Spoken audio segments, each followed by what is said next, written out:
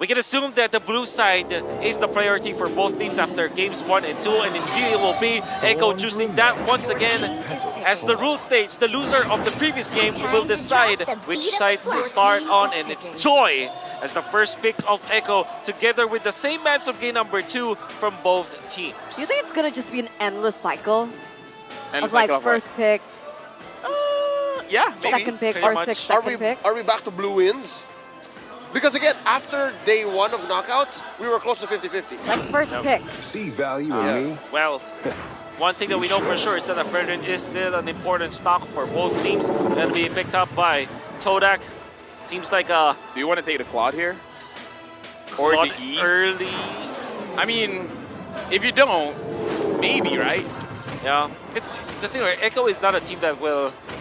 Well, actually, Echo is a team that will pick that out. Yeah. Think about it. Would rather betray the Or you Yuzhong counter it. than let the You world snag the betray. Yuzhong. You also counter marksman in general. Yep. And you're comfortable with this. Great answer coming up from Todak. Right now, even though the Fovias has been banned, do we really feel like a 1-1 will be here?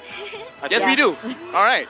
Well, thanks for answering the Whoa. question. Yeah, that's an instant pick Yeah. onto Karma, but it's no longer at 100%. Well, Yeah, Now no, that but they lost that previous game. wait, do you pick up the Fairness now if you're Todak? It's great versus the 1-1 in general. It's a great with Fairness the or E? Fredrin.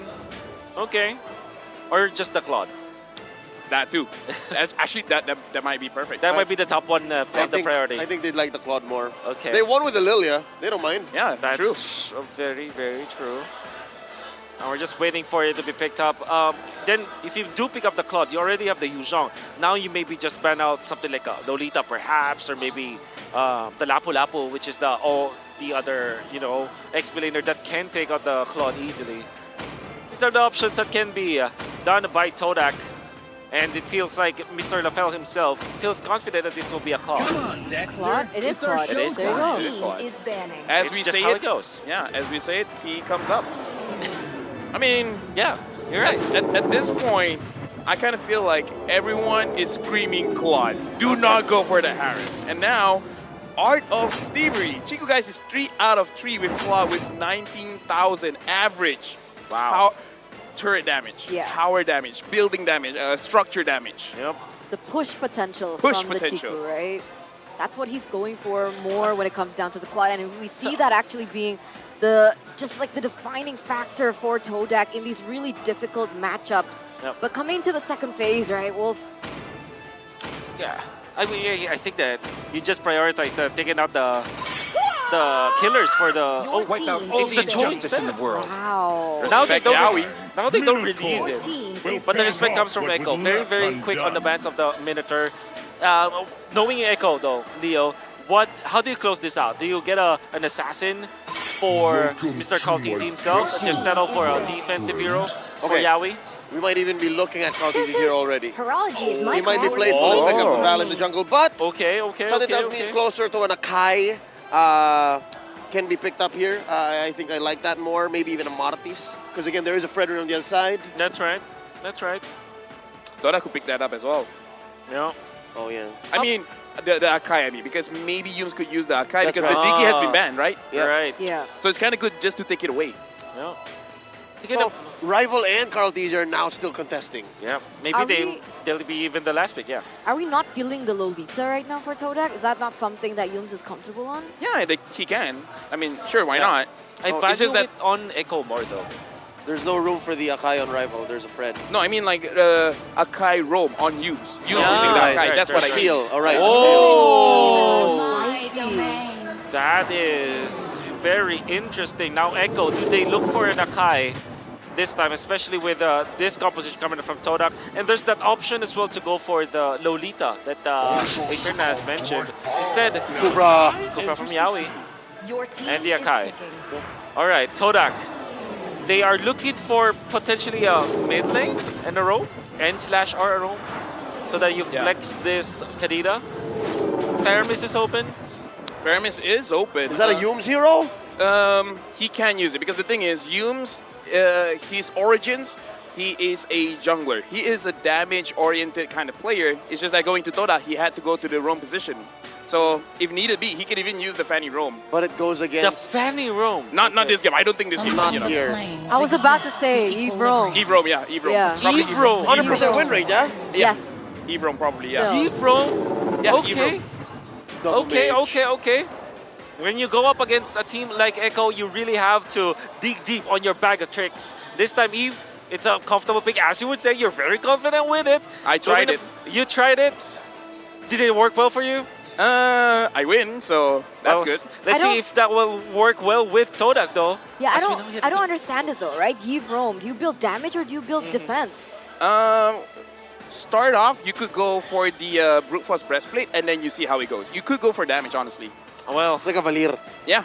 Ah. Well, then- let's not wait any longer, though. Eternal maybe will be the ones to take us through game number 3. Man, game number 3. This is going to be interesting. Already 1-1. Can Todak lead the series here in this best of 5? We are about to find out. Ladies and gentlemen, welcome to the land of dawn as we enter game number 3 between Todak and Echo. Right now, let's confirm it again. Yes, it is going to be Yumes on that E for now. Sanford going very aggressive on to Momo. Momo already using the healing spell. So for now, again, not a lot is going on here. Yaoi managing to get Yumes, but should be fine in the early stages of the game. You can see already a lot of respect coming through, right? You can see 2 Purifies once again, but this time it's for Yumes and Chiku, realizing that Moon is going to need that Petrify to get in those pickoffs on the board. Right now, looking into the situation, Sanford moving quite early here. I think they know Sanford is going to be there. So it looks like Echo for this game, maybe they want to build up the tempo a little bit faster, making it so that Toda, this time, they're going to go down fast, same as game number 2, but a lot more is going to get capitalized because looking at the movements, never mind, they're going back into their lanes. I think they're predicting Toda was going to move faster, but Toda's like, nah, we just want to farm. Okay, we'll see. So far, it seems like that has been the case. But this matchup, once again, right? Benny Cutie as well as Claude. In the previous game, we saw that Benny Cutie had a little bit of an advantage when it comes down to that 1v1. But Chico wasn't far behind. You can see maybe they're trying to make it a little bit more uneven as we see the rotations from Yaoi, focusing more onto the top side, putting more pressure, and you can see this already coming through. Yeah, but Yumes is there as well, probably just to provide vision because, again, yes, Chico guys, I would say he lost a lot of those 1v1s, but this matchup he played before, so perhaps this time he has a better understanding of how Benecuti would be using that 1-1, and now looks like the turtle has spawned. Headbutt right into Momo. Cartesi saving that heavy spin for the turtle take. Here comes the Black Dragon 4. Momo obliges. He's drawing a line. Does he see Yaoi? Still stretching, goes for the jump, no one home. Here comes Sanford looking for that old heavy spin plus the retribution. RWM coming in from Yumes. No one home. That's a 4v4 engagement leading to nothing for Todak.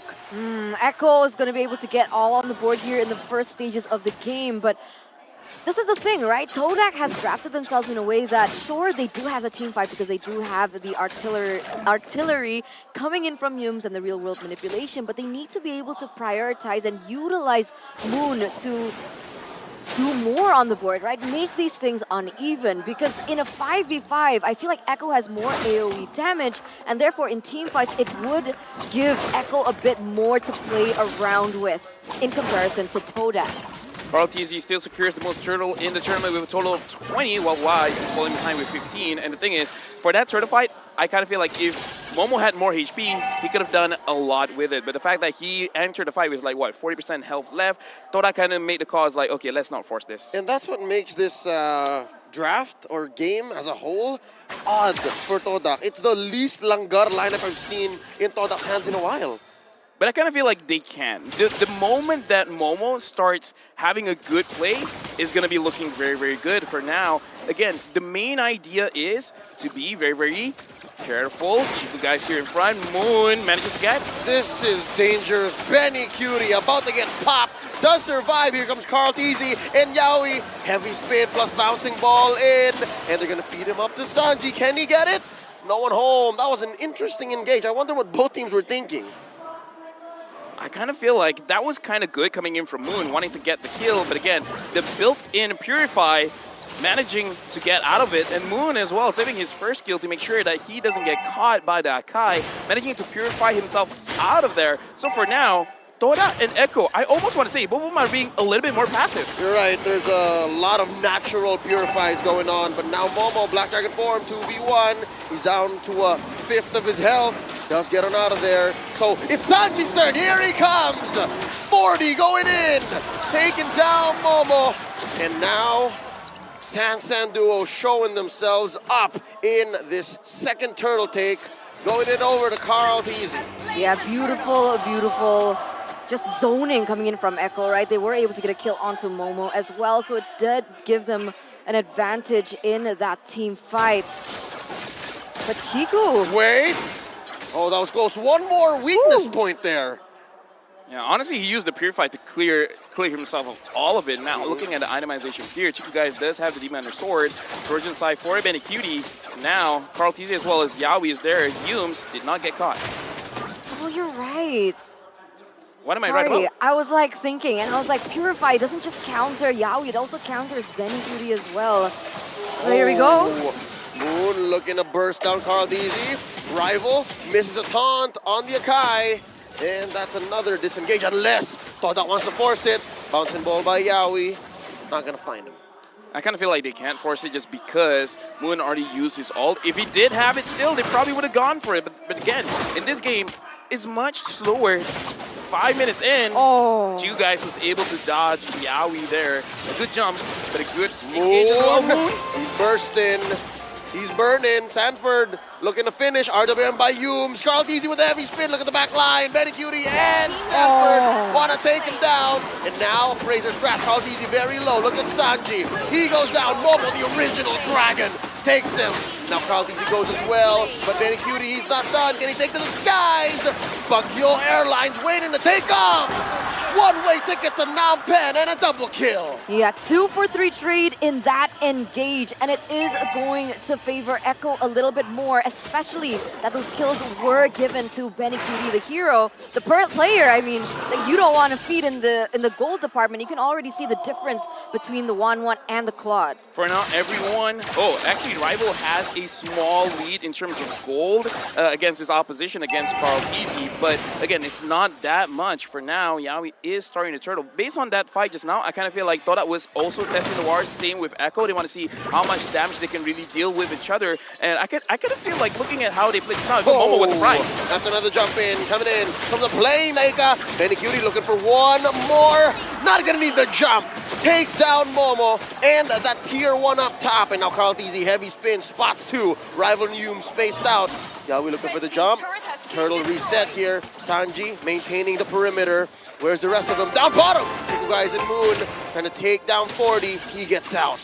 People like to call the Joy as a distractor hero, right? And that's exactly what he was able to do there in the bottom side. They made things a little bit too unequal for Todak. And Echo was so confident that they didn't even send Cutie to the turtle because they knew they were able to win it 2v2. And Sanford just being that. Look at that. Yeah, right now we can definitely see that Echo, I kind of feel like they've gotten the trend, not just going up against Echo, but in general, Todak is not doing that well for now when it comes to fighting in those neutral objectives. Right now, Momo is kind of pressured just a little bit here, but it looks like Momo wants to go in. Moon did not catch anyone out, but Yaoi had to use the flicker. Watch out for those odd angles. I think that's one way Todak can kind of rubber band their way into a mid-game power spike. And that's what we saw in game 2, but more in the ultra late game. I'm hoping we don't get there because, again, Echo learned. I think Echo knows. Echo learned their mistake there. Oh, here's a jump in. Yaoi for the stolen RWM. Moon pop. Just like that. And that's just the instigator that Echo have successfully eliminated from the side of Todak. They're going to put their focus now on the bottom lane, looking for more objectives on the board and see how these just really tie to one another. Oh, Sanford waiting, but again, not enough to take down Chiku guys. Sanford finds Rival, but again, so far, looks like both teams, if they can get a clean fight, they're not going to go for it. Sanji already picked up that lightning truncheon, right? So expect more damage coming out from him. That should be the COD and the lightning duo. But in the bottom side here, once again, this is it. Echo, they're just looking for more objectives on the board. They don't necessarily want to go for an engage so far because they know maybe in a 5v5, it's a little bit too difficult considering that what Moon just did in that previous team fight. Right now, honestly, looking at Todak, they're not moving together. Even though I would say that draft kind of works well if they want to move together. Yawi goes in. Pulls the trigger, goes in for the jump. Momo answers back. Rival pop by Benny Cutie. The Artaman still sniping away. Doom goes down. Momo runs away. Sanji showing his Black Dragon this time around. The heavy spin, pinning down Moon. 3 for none. Echo take them all down. Now in mid. Oh Even my Sanford God. couldn't. The vengeance plus the ult from Sanford. Thank you very much. That sucks. That was almost a wipeout. That sucks though, right? Yeah, you know what? As a Malaysian, yes, I do agree. But again, in that kind of situation, Echo played it so well. Thought I was ready, but at the same time, they weren't. They know a fight was going to happen, but they weren't sure how Echo was going to approach it. And the way they approached it, I got to say, they staggered the damage as well as the crowd control very, very well, making sure that, okay, we focus one, and then the other, and then the other. We make sure whoever has the potential to outplay this won't have the time to do it. That's why they split things up, right? They make things a little bit too messy for Todak in all these team fights and all these, I wouldn't even say team fights because they're not 5v5ing. It's more as skirmishes for the moment. Now 8,000 gold lead. Benny Cutie has a prolific roar. He goes in again, just like that. Echo showing what this 8K, 9K deficit does. They take down Rival, and not a single move of retaliation coming in from Todak. Chiku falls as well. There's the punish. Going down, Sanford falls, but now they're inside the base. Echo are threatening a penetration, mid lane, top lane. Benny coming in Grand Theft Orange. Right now, honestly, Momo, he can't take a lot of damage. We got to look at his itemization after this. How much defense does he really have? Because honestly, going up against Benny Cutie has like 1, 2, 3, 4. In fact, the Malefic Roar could be the final call because here, again, Momo has not completed an item just yet. Aside from his damage item, the Hunter Strike, I kind of feel like he's going for the Dominance Ice. He got to complete that very, very quick. I don't think he can, right? I mean, 1-1's already on the Malefic Roar anyway, so that's just already penetration. It's like you're 2 steps ahead, basically, of your enemy at the moment. Not to mention Moon and Yums, who are also struggling to build items. Heavy spin catches Rival, changes pin code, changes zip code. On the way out, Benny Cutie takes the skies, keeping Moon alive, but just a little bit more. Momo sacrificed himself to quell this push, but only for a little while longer. There's a wave up top. Echo's gonna push in. Mid, gonna be next up on the docket. Todak knows that this is dangerous. They got to figure out a way, man. You got to lock down Sanford one way or the other. I got to say, this game much different just because this time it's not Yums getting caught out. It's Momo, and Momo, without the defense, he can't do much as the Black Dragon. 10,000 gold lead. Sorry, I'm thinking about this. This is looking insane as the real-world manipulation gets opened up again here. Here comes the aggressor. Sanji uses his IMU to help open up that push. No inhibitors left, no more turrets left for Todak. It's a bare base. That's the thing, right? Because as I was thinking about it, Yums has the real-world manipulation. I feel like that's an edge that Todak has over Echo, but Echo has the Valentina. So even if you think Todak has the high ground, Sanji can just go for the exact same thing, and whatever Todak has in advantage to Echo gets taken away. Dominance Ice built onto Momo. Sure, the fact that Benny Cutie has the Malefic Roar kind of nullifies that, but the thing is, the effect from the Dominance Ice at least can slow down the attack speed, even for just a little bit. It is going to help out. For now, Echo definitely in the lead, but again, Todak, they've seen this happen before. Now Golden Staff on the Benny Cutie, this is very dangerous. 7-0 and 4 for now. Moon, if he can get a good catch, that's amazing. Because if he can do that, then maybe there's a chance. So is Moon looking to get Benny Cutie? That's a lot of gold. Honestly, Benny Cutie or Sanford, either, it's fine. How do you do that as a Kadita though, right? Because usually Kadita Get lucky. flanks. I was gonna say flanks. All right. Lucky works too. I prefer to be lucky than good. Okay, we'll see. It's all about timing now as Echo marches on in. Lord comes through. Yaoi catches an ult. There's an WM coming in from Humes. Moon falls. That's a Black Dragon dancing around, but Momo lands and gets taken down just as quickly. They're clearing the wave. Two guys taken out right outside their base, and now Yaoi's gonna fall here. Rival gets a kill, but then it's a wipeout just as quickly. Echo are sitting at match point. The Orcas strike back here in the third.